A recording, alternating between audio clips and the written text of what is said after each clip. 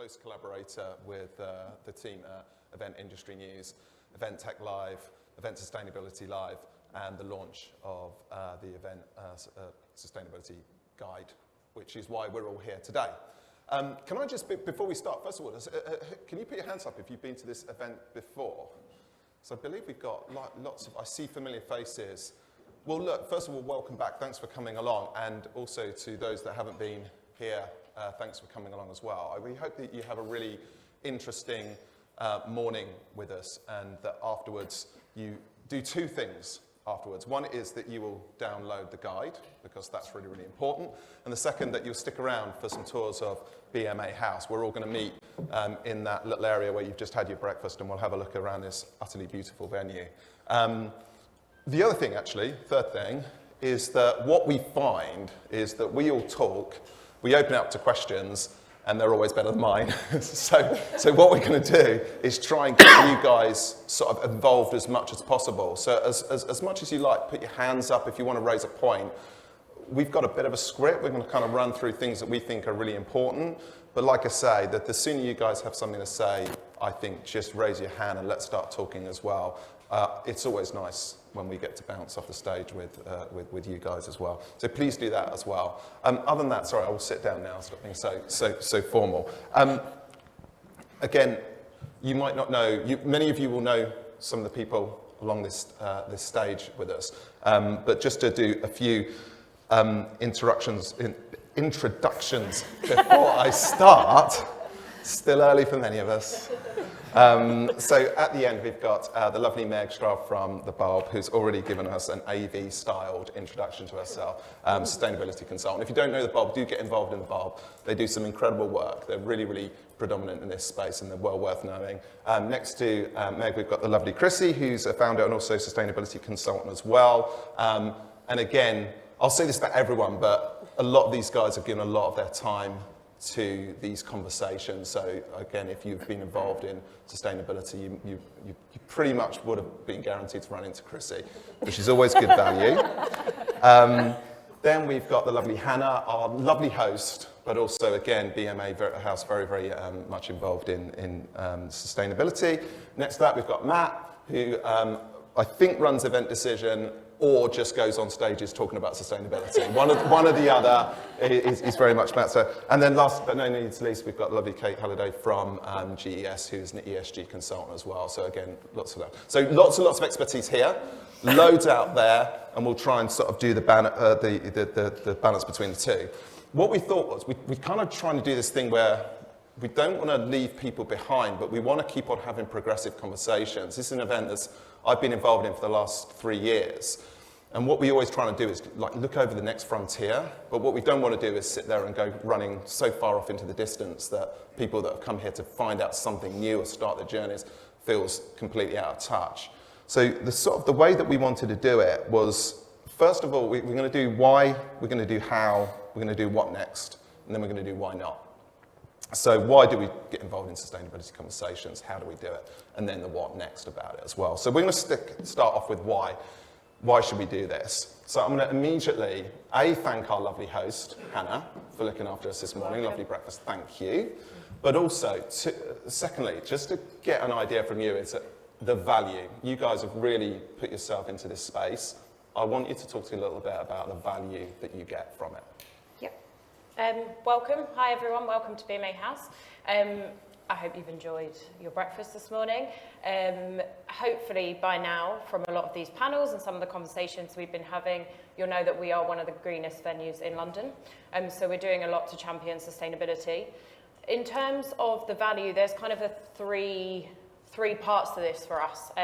So one, as a venue, we don't just operate as a venue. So we let our spaces out to tenants. So we have to ensure that we are keeping up our sustainability credentials to be in line with the kind of regulations around letting. So that's kind of one area separate to the event side of the business. Obviously, we know that a lot of people are here from the event side. So for us, it's quite hard for us to know how much of our clients are coming to us just purely for the sustainability element of things. We do have some key clients that come specifically for us. So we have Global Good Awards every single year, and they come to us because of our green credentials. we are seeing it more and more, and because we shout about what we're doing and all the data is on our website and everything that we do, people might be coming to us and not necessarily mentioning that as such. But for us, the biggest thing is being kind of sharing our knowledge. So sitting on these panels, we're really open to kind of sharing what we're up to and everything. And that's kind of the biggest, most important thing. We know that a lot of people are on different parts of their journey. Obviously, I can speak from a venue side of things. So we know that some people are at the start, maybe further along, or maybe even more ahead of us. But we are seeing the value in having these open conversations to get everyone kind of up to speed and moving forward. And then can I ask you, how many people come bounding into BMA House and say, you're a sustainability champion, I want to work with you guys? Or how many people turn around and say, I'm assuming you're a sustainability champion, otherwise you're not a proper venue? A bit of a mix. Obviously, you've got some key clients whose focus are on some of those things, so they would be specifically coming to us for those things. We do find it's not being asked from us as much as we would like. And one thing that we do really well here, and we are all kind of brought along in that sustainability element, so it's kind of breathed into all of the team. So we would always talk about it on our site visits, or we always put an element of what we're up to. We had a huge PDF of all the things that we were doing, and we know that it's quite overwhelming for clients. So we've niched that down into 4 key areas of things that we're up to, with images to make it really obvious about what we are doing around the building. There are probably further steps that can go of having those conversations and having that data available. We hosted the Isla Roundtable recently with people kind of having that conversation of, are they asking for that data yet? Do they need it? So there's ways to go in that area of things, but yeah, a mix. I just think if you're going to start somewhere, start speaking about what you're up to, and don't be afraid to say, even if it's something small, what you're doing. That's great. I'm going to jump to Kate, if that's all right, Kate. First of all, can you do a little bit of an intro to GES? Okay. Because you're one of these ubiquitous companies that everyone sees, but it'd be good if you zoned in. But I'd be really interested as well, because you guys have been doing some really incredible stuff in this space. Again, what sort of business benefits are you seeing from it, or is it turning into a bit of a sanity culture for you? Okay, so GES are a service supplier, so we build events, so we build the exhibition stands, we pull the electrics, we do graphics, so we make the actual infrastructure for exhibitions and events. So we have quite a lot of moving parts within the business. It's quite interesting. I think sometimes when you're looking at sustainability, you kind of sort of focus on key things, when actually you need to be looking at the business as a whole.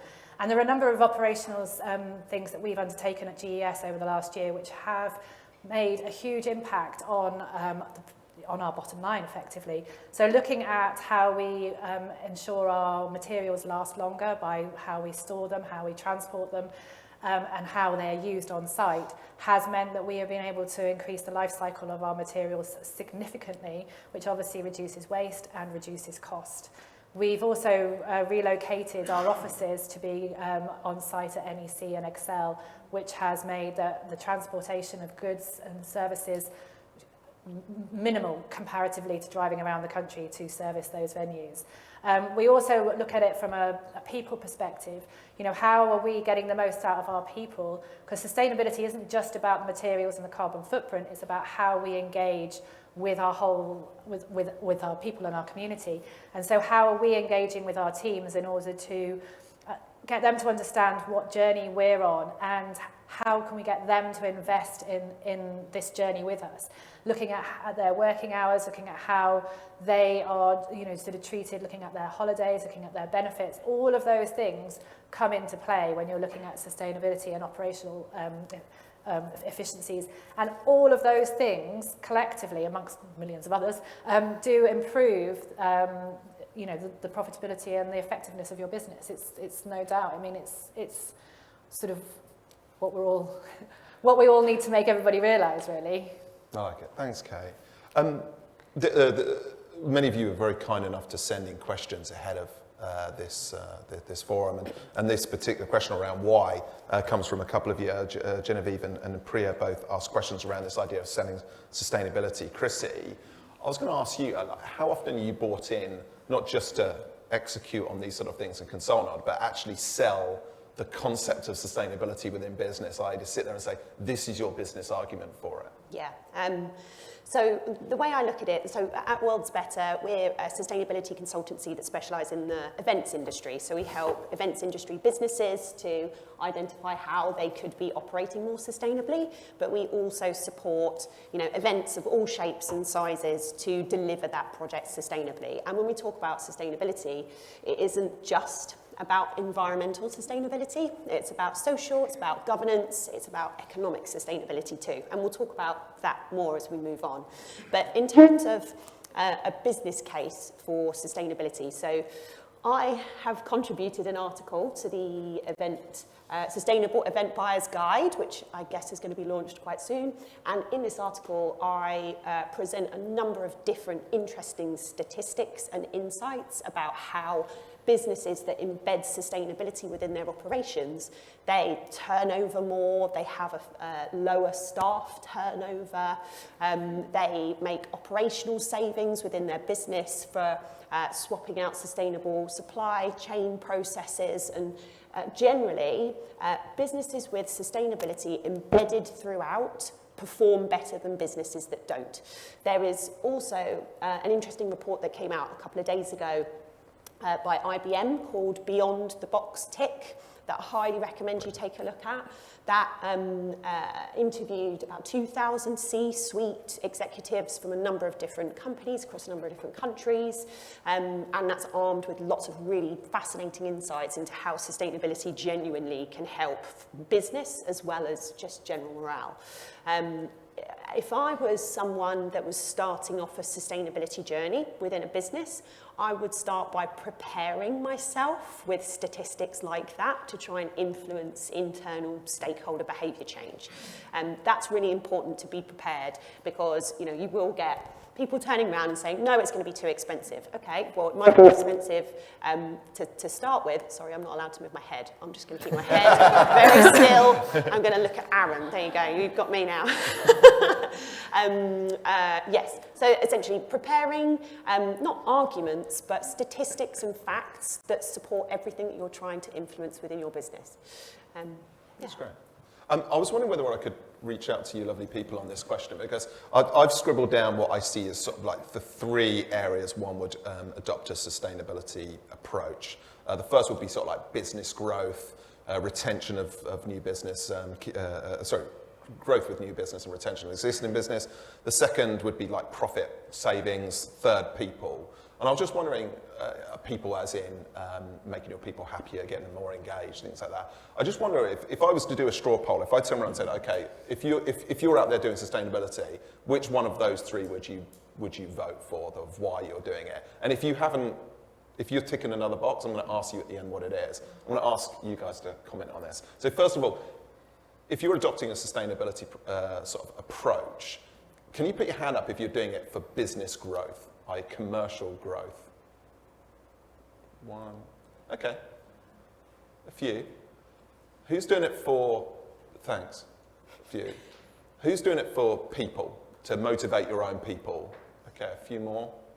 A few more. How about just savings, like electronics and, okay, saving money around, all that sort of stuff. Anyone sit between, sorry, I just scribbled it while Chrissy was writing, right? Anyone else, any other reasons why you are, if you are, any other reasons why you're doing it? Preparation for legislation, perhaps? Go on. Because you have to. Because you have to. Because you're going to have to soon. Following our conversation this morning, legislation, we were just saying, I think this is just becoming a non-negotiable in different industries. But actually, a lot of I work with Noodle, it's just the right thing to do. It's literally ingrained in the ethos of the company. It does all the stuff you were just talking about, but actually, fundamentally, it's about purpose and integrity. And just doing the right thing, but also staying a couple steps ahead of the legislation curve. And does that speak to other people? Sorry, lady at the back, sorry. Well, it's probably another one as well, but surely we're all doing it for the planet as well. The planet, you say? That old thing? trust the PR guy to forget about the actual huge values around it. Okay, I will be the bad guy to your good guy, all right? Meg, go on. What do you comment on what you've just heard? Does this speak to you in any way? How does this chime with what you're doing? Well, I love that you just mentioned the planet and also purpose, because sustainability is about people and planet. We can't do one without the other. And I know legislation is coming. I know we have to get ahead. And I know that in order for businesses to move ahead, we all have to become sustainable. But it's nice to have like the idea that people want to do it because it's the right thing to do, not because it just makes business sense. But I have a bleeding heart, so. How about you, Matt? Sorry, bring Matt into the conversation. What's your view on that little, very technical straw poll I did there? Yeah, I was about to ask, so those three options you gave, and why are we all here if no hands go up for those three? And of course, everyone, Event Decision, we sit fairly well on the fence. Your motivation for doing this stuff is yours. It's not up to us to tell you you should be saving the planet or you should be doing X, Y, or Z. It's for you to want to do it. And if you're talking to the money crunchers, or you are one, or you're corporate and you've got to justify it, if you substitute the word efficiency for sustainability, you'll find a completely different approach within your organisation. Events are not widgets, right? We do churn them out as an industry, thousands of them. But if you make widgets and you're a factory manager, your whole job, right, is to churn them out for a couple of pence less, to do them better each time. And that's our job as an industry, to do them better, however you define better. And unless you want me to disappear into a world of numbers with everyone. I'm going to jump back because I want to, and I will jump back for that exact reason. Chrissy, I want to sort of, there might be people coming in at the moment who by the end of this conversation might turn around and go, this is too confusing, this is too big, this is too much, I haven't got the time, I haven't got the space. Can you give us your sort of plea to sit there and kind of go, no, you really need to get a hold of this sort of stuff? What sort of things are you saying to people when they come in and say, look, I'm just confused, can you get me out of this? It is complicated and there's so many things that you can do, but what's important is to start your journey, and remember that even at the very beginning, your journey probably won't be perfect, but it's all about looking at what you're doing, refining your processes so that you can operate more sustainably, and continually looking back so that you can continually improve. It's about improvement and progress. And I know we were talking about the kind of, you know, what would be the three key things that I would suggest. And Meg and I have kind of crossed notes and we've sort of got quite similar answers. So, but obviously you should definitely say yours after. But mine was, if you're considering sustainability for an event that you're delivering, so not necessarily about kind of business operations, but for a specific event, involving your supply chain from the get-go is critical. So not just devising an event design or a concept without any involvement with your suppliers can end up with them quoting you for unsustainable materials or something that's not necessarily modular, or anything else. Your suppliers are the specialists in their area, right? Like, you guys will know what the best menus would be to serve for a specific event with a sustainability focus. If you've got a production partner, they would be able to recommend the most sustainable suggestions for whatever you're building. If you leave that to an afterthought, then it's going to be a lot more difficult to apply sustainability later on down the line than it is if you were to think about it from the very, very start. The second thing I'd say is try and always look out for opportunities to apply sustainability throughout the whole project process. And it doesn't need to be perfect, and you don't need to be thinking about things all the time, but really simple things can have an impact if you keep doing one thing after another. Like, a really simple thing is, just coming off the top of my head, don't bring a laminator to site. Using all that unnecessary plastic, okay, we know we're going to need to laminate a couple of things. Okay, let's just try and think ahead and think about what we need so that we don't need to keep laminating things and chucking them in the bin if they've got the wrong print on them. Or just trying to think ahead or identify opportunities for improvement as you're going. And the last thing would be to measure. And when we talk about measurement, that's obviously carbon emissions, which, you know, I'm pretty sure we've been talking about on panels like this for quite a long time. But it's also about measuring your social and economic performance as well. And if you don't measure it, you don't know how you can build out an improvement plan for the future. And with social, you know, that could be things like volunteer hours or apprenticeship opportunities, or, you know, DE&I, thinking about who's speaking on your panel, thinking about, you know, ensuring you've got a representation across the board. And then looking at that, how you performed for that event and how you might improve it for the one next year or for the next event that you deliver. And in terms of economic, sorry, I'm rambling a bit, sorry. In terms of economic, looking at how you can use your event to benefit a local community and a local economy. So using local suppliers, the investment that you're giving to that local community, those sorts of things that, you know, it's a bit more difficult to measure things for social and for economic sustainability, and that's, you know, predominantly why everyone focuses on carbon, because it's a lot more easy to measure, right? But your measurement should consider all three pillars: the people, planet, and profit, the economic side of sustainability too, and it helps you and enables you to build out a reduction plan and improvement plan for the future. Brilliant. Thanks, Chrissy. You're right. I set Chrissy and Meg some homework for this one, just to come up with sort of 3 steps. And what I might do is set you all a bit of homework as Meg gives us the 3, because I'd be really interested to see if you guys have any builds on what Meg and Chrissy are talking about as well. And these can be from just a first tick on the box, just get going, to something a little bit more involved that you were talking about, Chrissy. While you all think about that, Meg's done her homework, because she does that. Meg, go on, give us 3. My response was also very, very similar to Chrissy, but one thing I did want to build in was choosing a venue. The venue itself doesn't have to be the most sustainable venue in the world, and we're not going to stop traveling to events because it's all about human connection. So if you're going overseas and you're picking a venue, or even here in the UK, pick one that's near public transport. Can people easily get to that venue, or does everyone have to take a cab? Think about accessibility as well. Can people actually get in the venue? This morning when I was coming here, there was a woman in a motorized wheelchair coming in. It was super easy for her just to get in without needing to pause and say, "Excuse me, can you go get someone to help let me in?" And I've heard horror stories of people being told this venue is accessible and it really wasn't. So think about accessibility of the venue itself, and also think about what does the venue already have. This venue is great, it's already carpeted, which benefits me as someone who is hard of hearing. It reduces echo, so you don't need to bring in carpet, and then think about donation afterwards, and thinking about what the venue already has that you can just use and you don't need to bring in.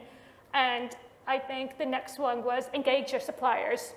An example of this was a client of mine engaged with the suppliers right from the creative stage, and the supplier said, actually, if you reduce this by a few inches, we won't need to add another piece of wood and cut off and have all this wood waste that we don't really need. So they actually saved some materials by working with the supplier from the outset, and they know things that we don't. Mm-hmm. So it's really important to work with suppliers, and I'm finding that a lot of suppliers really want to be sustainable. They just don't know how.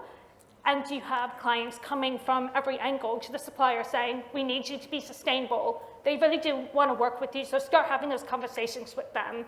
And the last thing, I know we're going to be talking about measurement and all of that later, but it's so important that from the outset, you understand what you want to measure. Don't decide to measure right before the event, because it's going to cause chaos for the suppliers and for your team trying to figure out, okay, we need to collect all this data, but this is at the last hour.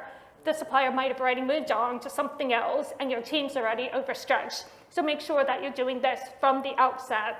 And one thing my team works on a lot of large-scale events. So I was rereading the Birmingham Commonwealth Games social values report we did a couple years ago. And it was really incredible looking at the social values and also the economic impact, because in my head, I understand the Commonwealth Games brings in a lot of money. I just didn't realize how much. We use the social values portal to measure the economic impact. And just by hosting the event there, we brought in £4.5 million to the Birmingham Midlands economy, but also brought in £5.5 million to local suppliers. To me, that kind of money just for one event is absolutely staggering. So it's really nice to go back and look at that impact and be like, yeah, we helped do that. So it's kind of a feel-good thing for you to go back on and continue to improve from. I love that, and it speaks to the point over there, which is about doing a good thing, right?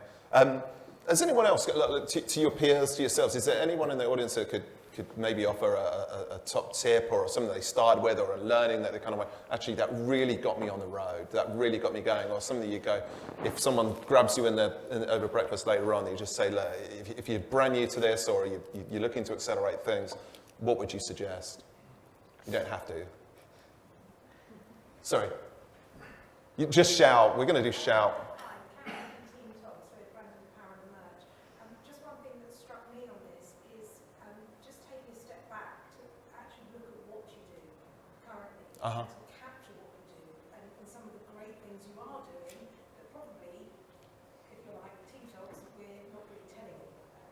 Yes. And we're not presenting it to get across, because you talk about business, you doing it for business growth. Of course, I think everyone in this room is here because they subscribe and want to do more and want to help grow their businesses and enable their clients to grow theirs with the right purpose. And those two things work so closely together. So I would say to step back in order to make those incremental changes, capture what we're doing, and tick the boxes for the things we're doing really well, but where can you improve? Because we're not perfect, but we're here to learn, to grab these insights, to put a plan in for those incremental changes. So I think look at what you do and actually be proud of what you're doing. Yeah. But use that to make those stepping stones. Thanks so much. That's a really important. I was going to jump to Kate on this one as well, because I think that speaks to sort of two things. One is what you were talking about is engage a supplier, your partners really, really quickly. But what you'll often find is your partners doing stuff that you never knew they were doing really well, right? You know. So, and I think yes, you talk a lot about this as well, which is the stuff that maybe people don't even know you're doing. Yeah. So how does that speak to you from a supplier point of view? You're not allowed to move either. That's So good. yeah, so That's it's quite good. interesting. Actually, I was at a meeting with a client yesterday, and we were talking about sustainability, and they work in the agricultural sector, and getting farmers to change mindset is really quite challenging, but they have quite ambitious plans to make their events more sustainable. So what we were saying is that, well, talk to us. We can create a 5-year plan. We can't, we can't change their mindset immediately. We also can't change everything that you're doing right now, because you'll get blockers, you'll get, a lot of backlash from your audience. So we'll work with you. We'll create a 5-year plan for you. We'll we'll set targets. We can do all of that from our perspective, as long as you're talking to us, as long as we're having that engagement with you. So it's really important. They were like, oh my God, I didn't know that you could do that. And I was like, well, yes, we can. And they were like, oh, this is great. So more of those conversations are brilliant. And I think, engage us early. We often, sometimes we can feel like we're all doing this in isolation. And the other key thing about sustainability is collaboration. The more people you talk to, the more people you get involved, the easier it becomes. You find like-minded people, you find synergies, you find all sorts of, different ideas. Coming to places like this and conferences, you walk away with 3, 4, 5 new ideas and a bit more sort of fire in your belly to go and get stuff done. It's all really important stuff, and remembering that is really key, I think. I was going to ask yourself, Hannah, as well. Is it a similar sort of thing? It's just as soon as you've got BMA House or venues that are just as wonderful as you guys, you've already bought into 10 tick boxes and things like that. Are you able to sit there and go, relax, we've got half of this sorted just by being us? Yeah, absolutely. And I think obviously on the comment earlier with regards to value, we are sitting here today, hosting you today, because we've seen the value in talking about what we're doing and sharing the information. Again, it's a journey for everyone, and there's steps for us to go along as well. But certainly from our side, we're doing a lot with our suppliers, so we are engaging that supply chain where we can. We are really fortunate, Company of Cooks, who are our catering partner, who would have done your catering today, are really in that journey with us as well. So there's lots of things that our supply chain are doing. So for example, in our cafe and in our hospitality, we use Well Grounded Coffee. So they do things in the community. as well, and bringing people into the workplace, which is really great. And we're doing a huge, big piece of work with our suppliers as well, making sure that those who are on our supply list actually share their sustainability ethos and what they're doing, rather than just letting anyone come into the venue. So we can help you make that start from, coming to us as a venue, and we have all that information to hand.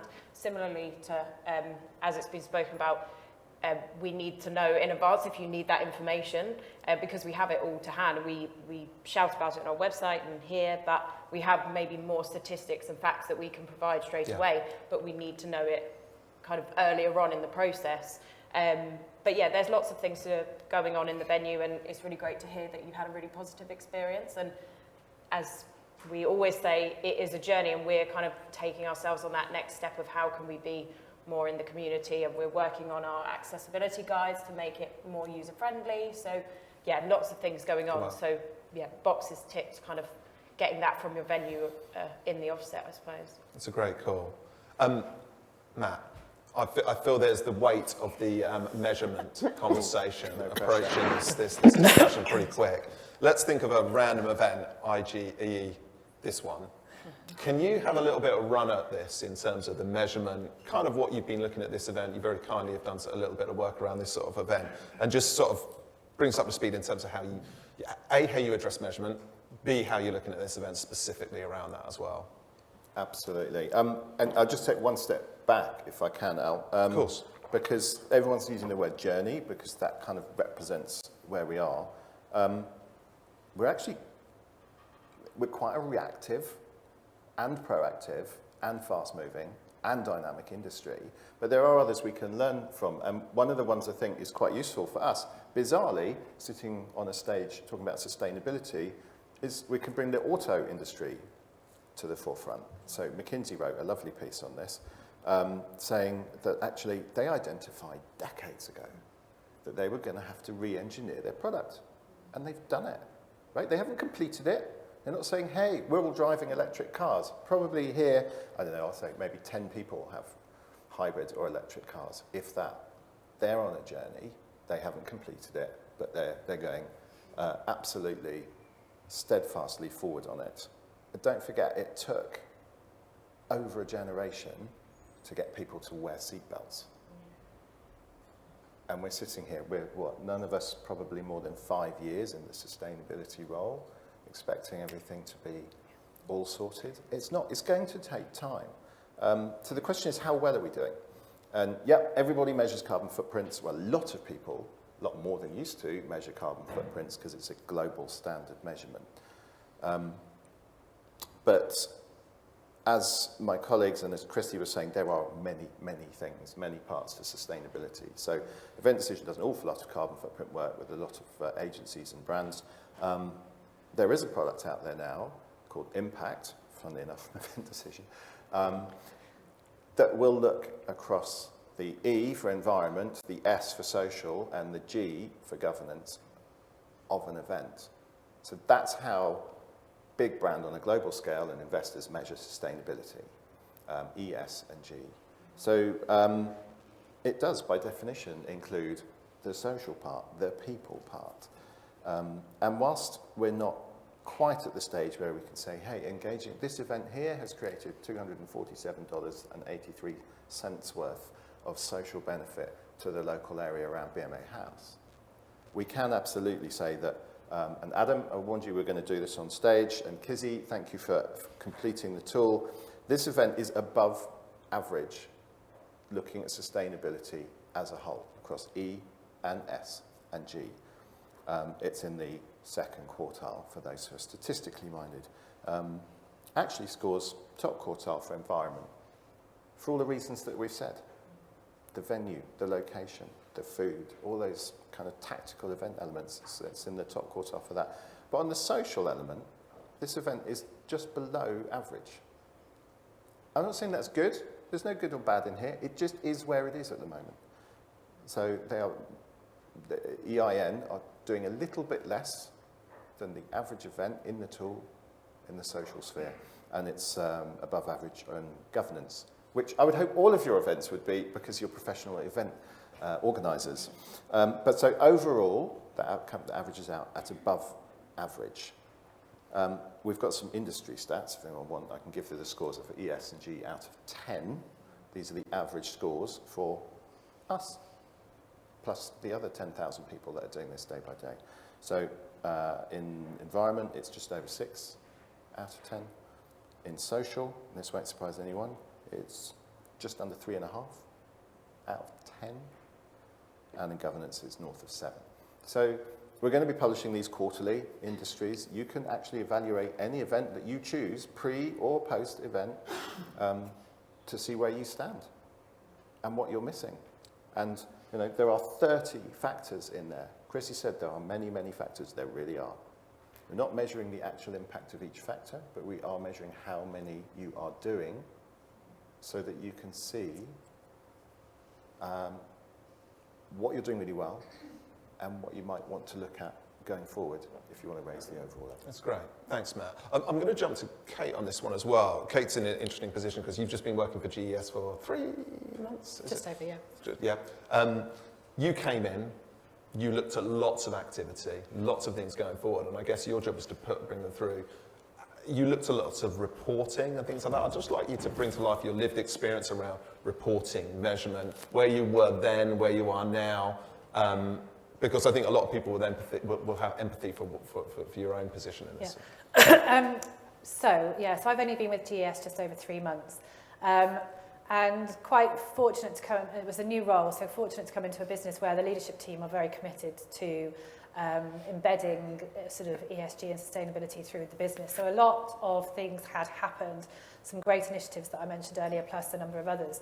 But what needed to happen in order for the company to move forward is for sort of to bring all of that, bring all of the sort of projects that are all happening in different parts of the business together to create a sort of a cohesive strategy, something that we can bring together and work on collectively as a business, and then start setting targets and creating action plans around it, which I haven't actually completed yet because I've only been here 3 months, but it's a big job, and you can sit there and you can get really overwhelmed with it, and you sort of think, oh gosh, there's so much to do, where do I start?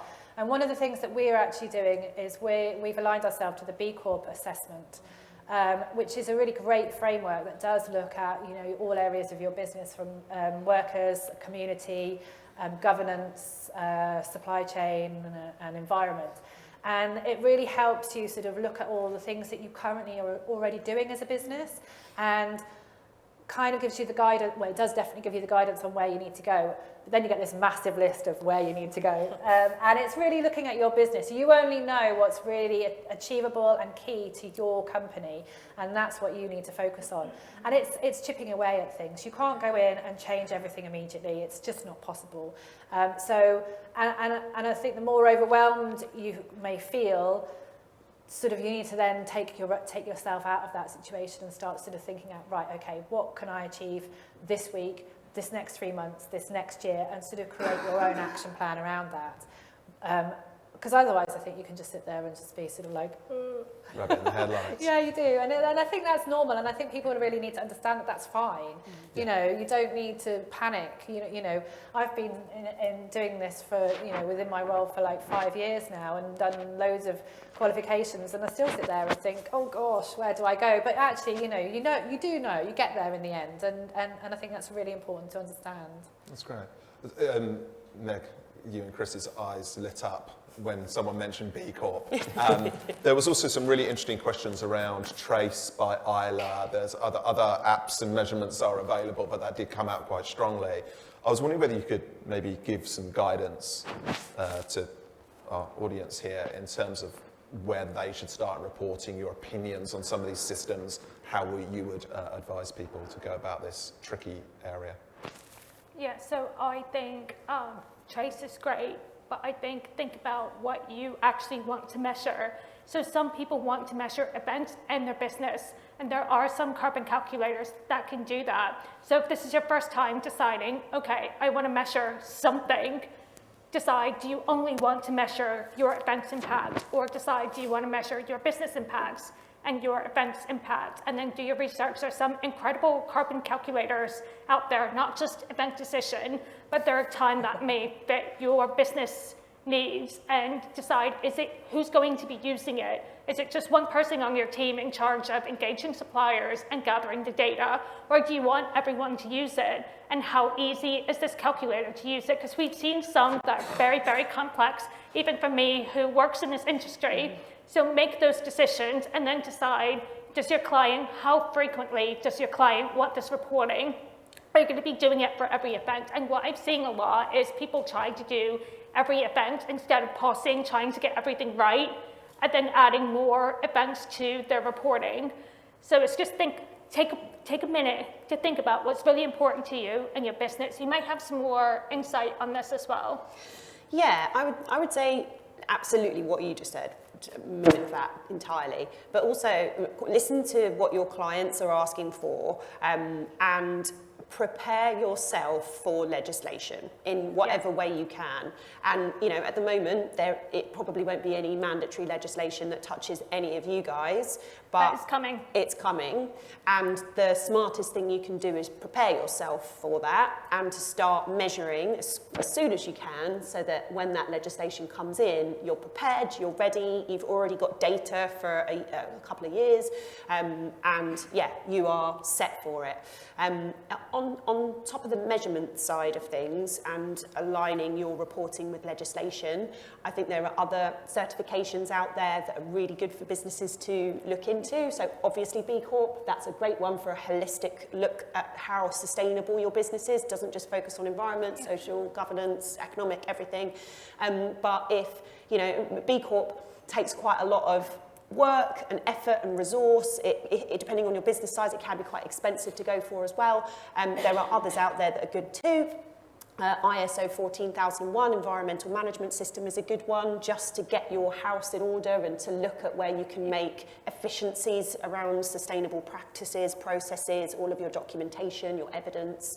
And I'm sure everyone in the room has heard of ISO 20012-1, which is a sustainable event management system, very similar to 14001. Yeah. So if you get one, you'll carry a lot of learnings over to the other one. But those are a really good framework to just look at every corner of your business, all of your practices, processes, to see how you could be improving and doing better. And all of those certifications sit really nicely in with reporting legislation. They all kind of talk to each other, and they all kind of help you out and provide you with all the evidence that you're going to need for eventual legislation. And the last thing I would say is, if you are really stuck and you don't know where to start, don't know what to do, engage with a consultant. There are people like myself at World's Better, The Bulb with Meg and Selena. These guys and myself, we know what we're doing, and we know what approach to take to best achieve whatever your business ambitions are for sustainability. So it might be that we come in, understand what you're trying to achieve, we can make recommendations of what we would suggest to just help you start that journey. And, we work with clients where it's, softly, this is going to take some time, this is going to, have a significant impact on the team, so we want to do it softly, but then we get other clients that are like, we want to do everything, we want to do it now. Okay, great, let's do it. So we can help with pretty much everything, if you need it. Can I just quickly add one more thing? Please. I forgot to mention there is an initiative called Net Zero Carbon Events. It was launched at COP26, I believe, and their goal is to get the entire events industry to net zero by 2050, and they're always coming out with new resources, and that will help with figuring out what legislation is coming, because they're also doing the research in it. And it's an international one as well, so that's quite important. So, this is a really important subject. So, I'm doing questions throughout, right? So don't wait till the end if you have a question. Does anyone want to make a point around this specific area of measuring or anything like that? What I didn't want to do is just run off and then leave it behind. Go on, sir. Hi, Matt, we connected on LinkedIn about this the other day, so I'm sort of putting you on the spot. But we talk a lot about the changes that we need to make and the improvements we have to do. But what about the measuring the impact or the benefits of the events that we put on? As in, I think Maggie mentioned earlier about picking a venue so it's suitable for transport and so on, and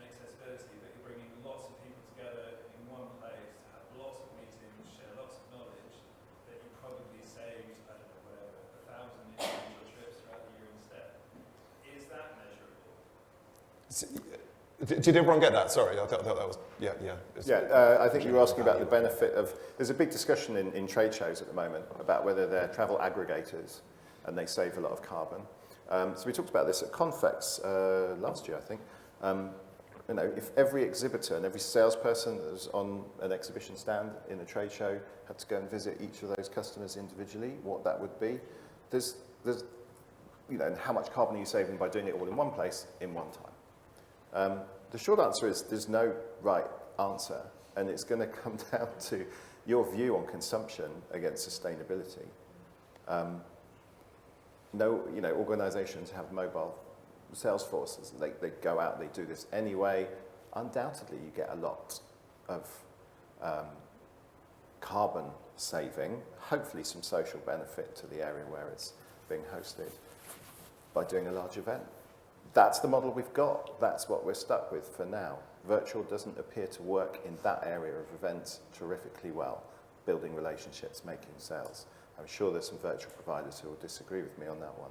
The short answer is, yes, it's easily measurable. It's just putting different numbers in different columns of travel and meetings. The question is whether it's right or not. It is happening. So our job at Event Decision at the moment is to help trade show organisers do their bit a little bit better. Because actually the largest part of an expo is the space-only stands. Sometimes over and above visitor travel. It's a huge chunk, and it's not really measured at all. And there's lots of things that we're discovering about our industry. I didn't know this 2.5 years ago. If you're going to build a booth somewhere, the largest part of that, including all the materials, is your chippies and sparkies coming to put it all together and coming back to take it all away again at the end, no matter what you do end of life for materials. Yeah. That's not a license to go and just bin everything, of course, but, local is the answer. Thanks, Matt. Thanks for the question, Matt. I'm conscious of time, so I just wanted to go into sort of what's next and start sort of, taking this to the next level. And I'm going to pick on Kate and Matt, but first of you, Kate, you immediately, when you took on this role, started talking about legacy and social. Do you see this is the trajectory of this conversation? It's about the ESG, not just the E. I think, it's obviously all about all of it.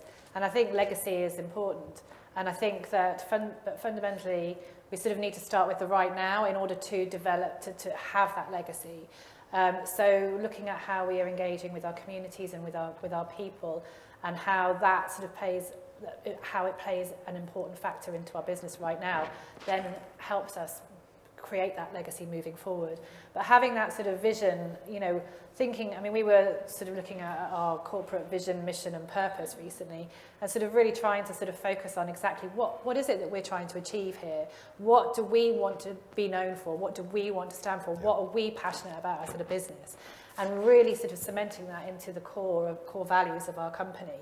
And then what we're going to be doing with that is translating that into our legacy. How are we talking about that? How are we engaging that within our business?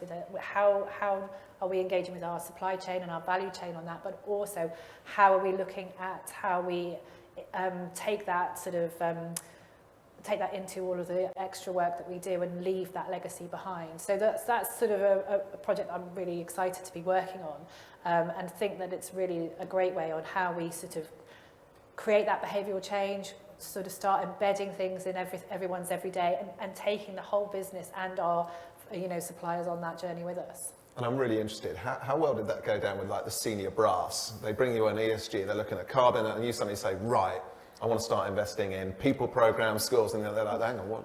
I'm not sure I actually gave them an option to talk about it.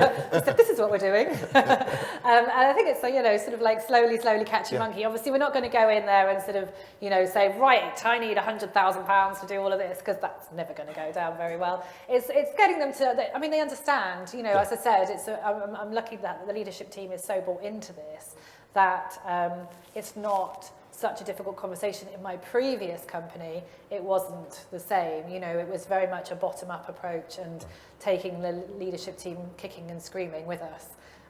So it is difficult. Yeah. Nice to have the support. Yeah. And again, Matt, sorry, just to bounce back to you on this one, because I felt like a shift in your narrative as well, where I think you started thinking, right, we've done the carbon, or we're doing the carbon, that's working. Let's run a little bit faster into legacy. Was I right in thinking that? I wouldn't mind your thinking around this. 100%, yeah. 2 years ago, we started measuring carbon, and it was really obvious very quickly that sustainability is wider than that and includes legacy. So, I don't know, 15 years ago, if we wanted to buy something, each and every one of you, did you really care about the provenance of it? You wanted something to do something, and you bought it. A lot of us now, there'd be no argument from any of us up here, no doubt, we kind of do care where things come from and how they're made, and whether they are massively environmentally damaging or socially damaging. And how much of that we're prepared to put up with is for us as individuals. But much as we're changing our mindset at Event Decision, and I have personally, I suspect quite a few of us in the room have as well. And here's the crux. So have our customers. They do care how you deliver their product to them and how sustainable an event is. Not just how it looks, whether there's a plastic bottle on the table, but actually, you know, how the infrastructure is put together, where the venue is. Have you thought about, with some expert help, how to do this as best you can? So, you know, the relationship between consumers and business is changing. It's no different in events. And whether that's because brands are desperate not to be seen as just build it and burn it, whatever it is, or whether, you know, people want to see some investment in the local area to align with that company's own values. And, you know, if you're going to put 5,000 people in a city for a week, just do something with them, do something useful, as well as, tell them all about the products you're trying to sell and whatever that key metric is for having the event. Do something useful, you know, for all the reasons that my colleagues up here have said: motivation, turnover, engagement, loyalty, wonderful things, but also, you know, put something back. And can I ask, I always wonder whether great is the enemy of good. If we start sitting there saying, and you've got to do this people program, and you need to do the societal thing, does that end up people going, so do you want me to do the carbon or not? Or do you worry about that? Do you think that's a natural progression, or am I oversimplifying an entire industry? No, I think as an industry, we're really, really capable. It's one of the reasons Martin Fullard will always bang on about we're so good and adaptable, the government doesn't need to recognise us. We're here, right? We got through COVID. It wasn't fun, we're here. Other industries suffered more. They're better at measuring, by the way. But it's, you know, why shouldn't we do some of this stuff? And, you know, in preparation for you saying final words, but I'll do it now, I sometimes say, don't just do the wrong thing a little bit better. Do the right thing. Yeah. But actually, during the course of this talk, I've slightly changed my mind. We can't do everything all at once, but you can at least have a go. Be brave. Like, no one's expecting 10 out of 10 across the board in this stuff, but if you don't have a go, you'll get left behind. Mm-hmm. Thanks, Matt. I just want to open it, just that this next frontier, there was a few questions around it. We talked about legacy, and I'd be interested in bringing Hannah, Chrissy, and Meg into anything you guys have got to say, but we've seen the questions, we've seen some of the discussion is around this idea of legacy, around this idea of people embracing fully ESG. Is anyone else thinking about anything else going forward? Any other subjects that you want to bring up that perhaps we haven't talked about as part of this next frontier? Again, you don't have to. Sorry, sir. Yeah, go on.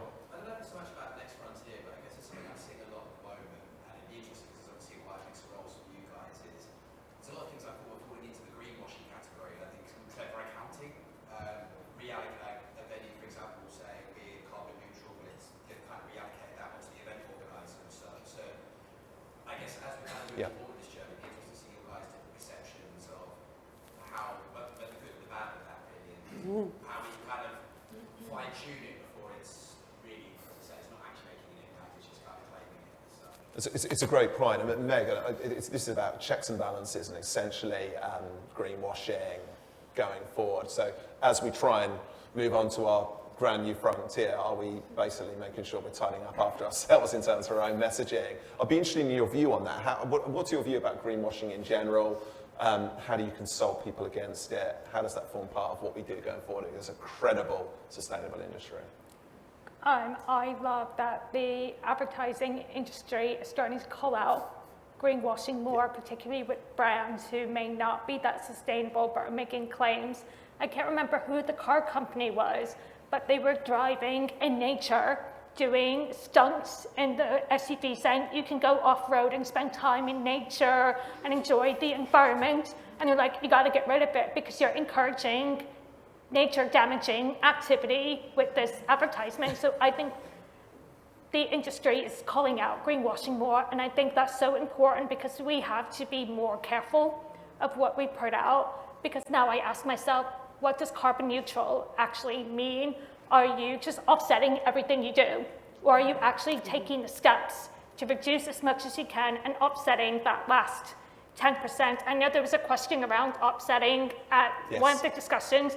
The offsetting gives me the ick because it feels like a get out of free jail. So I'm very conflicted with those conversations, but I know that you can support small initiatives at the destination that you're hosting the events in. So I know that there's balance there, but I'm getting off point here. I think that we are doing more with greenwashing and we have to watch our language.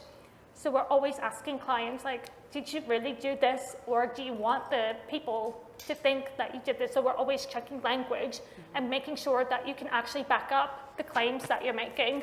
You might have some things to say as well. I was basically going to say the same thing. If you're making any claims, firstly, understand what those claims actually mean. So understand what carbon neutral means, what net zero means, what offsetting means. And if you're making a claim, have bulletproof data to back up what you're claiming. Someone should be able to send you an email and say, I want you to explain this. I saw a stand at Confex last week that claimed to be net zero production. And I went up there and said, do you understand what net zero means? Because that means you're emitting maybe 10% of your emissions and then offsetting the rest. Explain to me how that works. And they couldn't. So, I think it's still happening in lots of different environments, and it's so important to just make sure that your claims are bulletproof. There's also a term called green hushing now, which is where companies are not revealing any of their amazing work that they could be doing for fear of being pointed out and for being called out on it being incorrect. You've just got to have that balance between, if you're doing something amazing, make sure you've got the data and insights to back it up, talk about it with the right language, and if you want to make sure that everything is absolutely bulletproof, get a consultant to look at it for you before you put it anywhere public. That's a great call. I was going to allow Hannah the last word on that, but I think from a PR perspective, when I look at it, it's always somewhere between ignorance and enthusiasm that kind of causes that sort of stuff. And I'm really glad consultants are out there to stop people like me screwing it all up. Hannah, do you concern yourself in terms of what you put out there? Being seen, you've really put your head above the parapet around sustainability. Are you ready for people to come digging in around you and asking all the difficult questions? Is it a big part of your thought process? Yeah, I think so. Like you said, you can't put things out there that aren't true. So we've all sat here today saying that not everyone is perfect. So are you better to say, look, we hold our hands up, we're not doing this at this point, but we're working on it. So we are quite open and honest that there are some areas that we do need to work on and there are things that we need to improve on. Partly being a listed building, there is some elements of the building that historically need to work on to get to those stages, but it's better, we think, to have the data to back up what you're doing, but to be honest when you're not doing something, but use that as a guide to move yourself forward to become better. That's great, thank you so much. I feel like we've had a good hour, everyone. We've got a few minutes. I don't know whether anyone has any questions or any final points. If you've got anything to say, now's a really, really good time. If not, we're all going to go for a tour around BMA House and we can all have a chat as we go. But has anyone got anything they want to bring to the conversation? Sorry, the lady here. Right.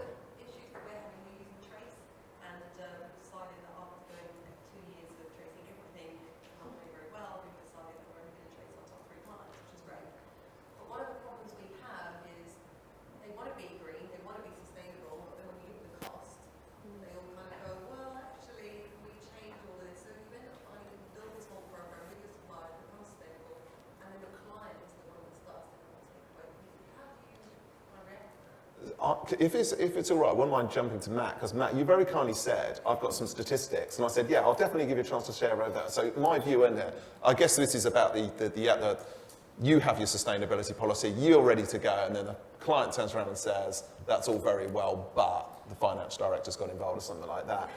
Is now a good time to start wheeling some statistics out there in terms of coming back with robust arguments that this is the value in there? Of course, and I'm trying to dredge the right stats out of my head. Sorry. But, I think Manchester Central released a white paper, a short white paper, last month, was it? Saying, and the headline stat was, about 3/4 of event planners thought they were doing a better job.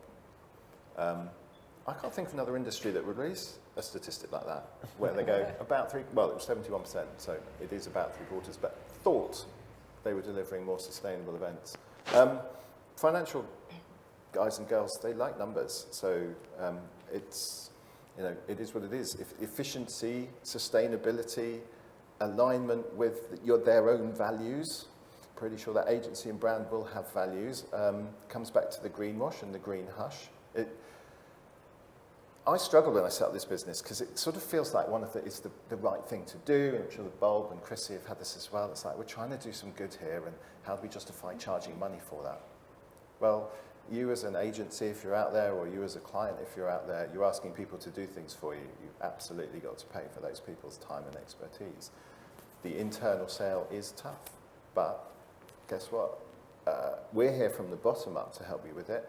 And it's been mentioned, but whether you're in Europe with CSRD and here with SECR and in the States with SEC, it's all coming. Your financial director, and it'll work its way down the budgetary tree, I'm sure. They're going to have to report this stuff, and you can't report it without measuring it, and you can't measure something without paying for someone to measure it. So whether they like it or not, they're going to have to. It'll sort itself out, who pays for what and where, like everything does. As events people, we're brilliant at budgets, right? We live in them. But measuring sustainability and carbon is just a different type of budget. Measuring exactly the same things, a report from us or a trace output looks, it's got the same things, travel, accommodation, F&B, like you're good at managing those categories. So it's just, you've got to balance two numbers, the financial cost and what the carbon cost is. And I know I find it a bit scary. We've got an agency client who works a lot with pharmaceuticals. They've had some events cancelled this year because the clients reached their carbon budget limit. That's interesting. I've heard it talked about. I've never seen it happen in real life. Now it has. That's not to say, it's not to worry everyone, say there's going to be arbitrary limits set across everything, but it's out there. Somebody's doing it. We don't know how much it's going to spread. So the key is, as everyone said, we're all here to help you guys to measure, to understand the benefits, and yeah, there is a small cost. I used to go, oh no, you can deliver all this stuff for nothing. Well, no, there is a cost, of course. Thanks, Mel. Could I just add one thing to Yeah, that? Because I get that a lot, where you pull together a budget and you've put a lot of time and effort into it, and you want to help your client to be able to understand their impact to reduce it, and they turn around and go, no, remove all of the green costs, I don't need it.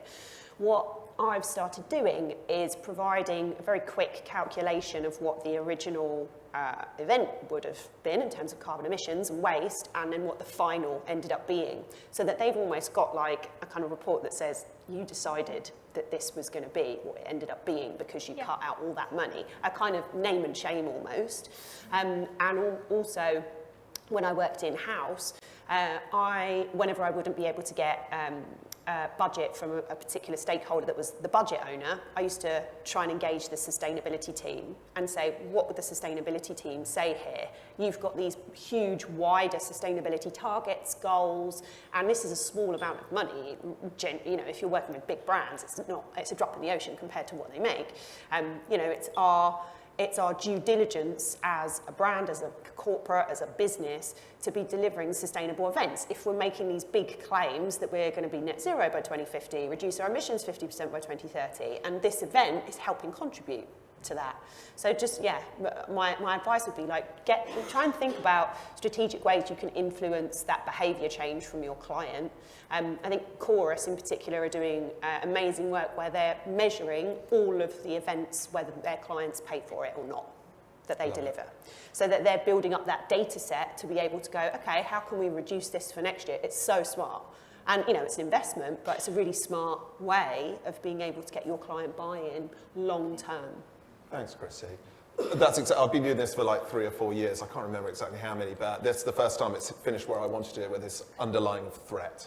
That's where I think we needed to get to. So well done, Chrissy, Matt, and for the question as well. We're going to draw it to a close. First of all, can you give a massive round of applause to our panel?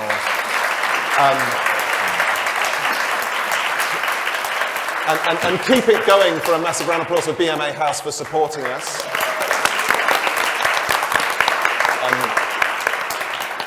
And we're all going to meet into the forum there for chats, discussion, debate, argument, and a tour around BMA House in that order. All right. So have a good rest of that tour. So I'll see you soon.